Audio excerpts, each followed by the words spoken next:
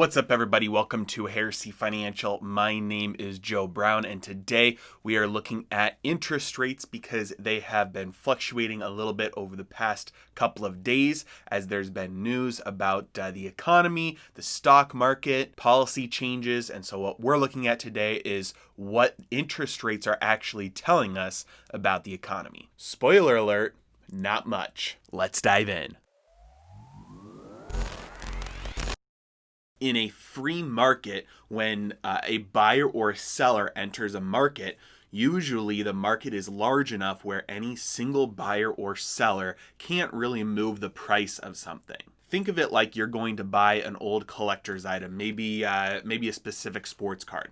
You go and buy one of these on, let's say, eBay. You're not going to move the market. You're not going to change the overall pricing in the sports card market. Now, if enough buyers come in, you will definitely move the market upwards for the price of something like baseball cards. If they become extremely popular again, the price of all sports cards, including baseball cards, will go up if enough people start to buy them. Because let's say you and everybody else buys up the entire supply right now, but there's still other people that want to buy them. It was worth it to you to buy one at, let's say, $20 or $30. But you're not willing to sell it at that same price because you wanted to buy it at that price. But if somebody's willing to offer you $40 or $50 or $60 or $100 or $1,000, at some point you're going to be willing to sell it. So if enough people want something that has a limited supply, the price will go up in order to match demand for it. That's basic supply and demand. Now, instead of sports cards, if you are buying or selling something that actually produces money, like a bond, it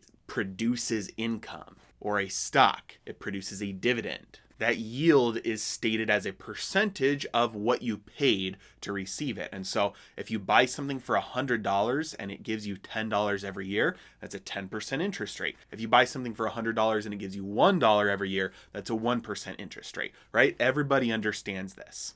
Now, if I'm a borrower, I want to borrow money at the cheapest possible price, right? I don't want to have to pay a lot in interest. So as a borrower, I'm always going to be looking for the lowest interest rate. As a lender, however, I'm always going to be looking for the highest interest rate, right? Because I want to be able to loan my money out at the highest interest rate possible while still understanding that it's a safe investment, that I'm lending my money to with a reasonable expectation of getting my capital back. Now, if inflation is running at 2 or 3% per year, no big investor in their right mind will loan money out for less than what inflation is, because when they get their money back, that means that their total purchasing power will have been reduced. If I give you $100 today and in a year you give me $101, but that $101 will only buy me the same amount of stuff as $99 would have a year ago, I'm losing purchasing power. And so my real return is negative. So what that means is that lenders are looking at the inflation expectations for the future, that is the term of the loan, and they are basing their lending, their interest rates at that's basically the minimum, because if you lend money out at less than inflation, you have a negative real return. The higher the inflation expectations, the higher that base interest rate will be. And so if inflation is running at, let's say, 10% a year, well, 10% is going to be the absolute minimum interest rate you'll find on anything. And then the more risky loans will be higher and higher and higher on top of 10%. When inflation expectations are 0, then 0 will be the base interest rate, and the risk-free loans will be right above 0, and then everything else will be higher than that as you move up the risk spectrum. So that's a free market. And unfortunately, China's communism is more capitalist than America's freedom today. And so we do not experience those same movements in our credit markets as you might expect in a free system. And here's why. We don't just have individual players who are putting their own capital at risk in buying and selling bonds, in trading, in investing, and gauging inflation expectations. We have a credit market that is essentially nationalized underneath the Federal Reserve. Now, earlier in the example that I gave of the sports cards, if you as an individual go in and you buy a couple sports cards, you're not going to move the entire market or cause the price of all sports cards to go up.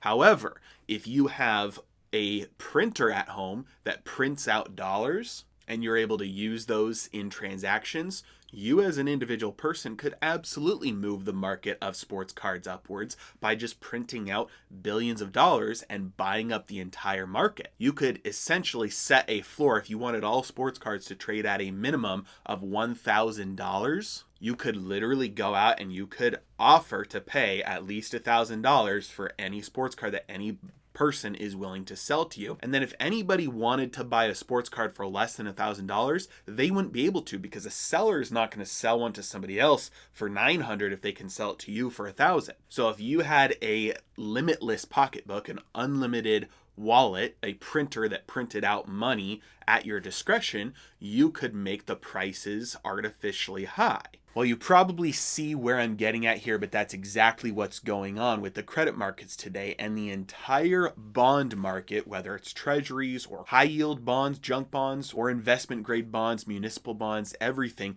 There is a literal floor underneath bonds right now because the Federal Reserve, who can print money as much as they want, they've basically set a floor, and they've said if the price of bonds goes down past a certain price, we're just going to start buying them at higher prices. And so the prices of bonds are not able to fall at all because you have somebody who's willing to buy them at the artificially high prices. And it doesn't matter how many of them are for sale. So how does this distort the markets and the economy? Well, bonds have an interest rate, just like we talked about earlier. And so if the bond price is high, that means its interest rate is going to be low. That's the way bonds work. It's kind of like a teeter-totter. The price and the yield will move inverse to each other. If the price is high, that means the interest rate that it's paying is low. And so by the Federal Reserve putting a floor underneath bond prices, they're putting a cap on interest rates. Now, like I said earlier, in free markets,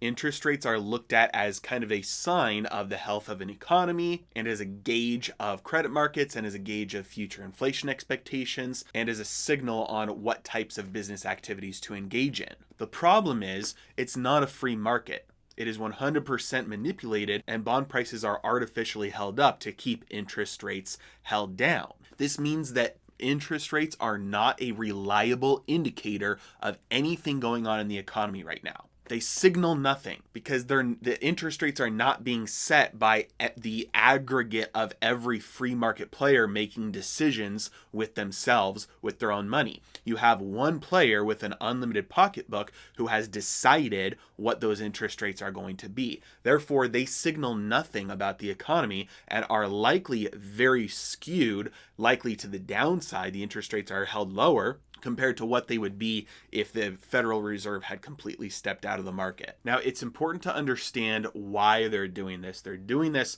number one, because if interest rates overall get too high, the economy will kind of grind to a halt, because our entire economy is built on mountains, record mountains of debt. And so if the cost of acquiring new debt in order to service old debt gets too high, then you start to see bankruptcies and basically the entire credit markets and the economy grind to a halt. So that's reason number one why the Federal Reserve is keeping a lid on interest rates and a floor underneath bond prices.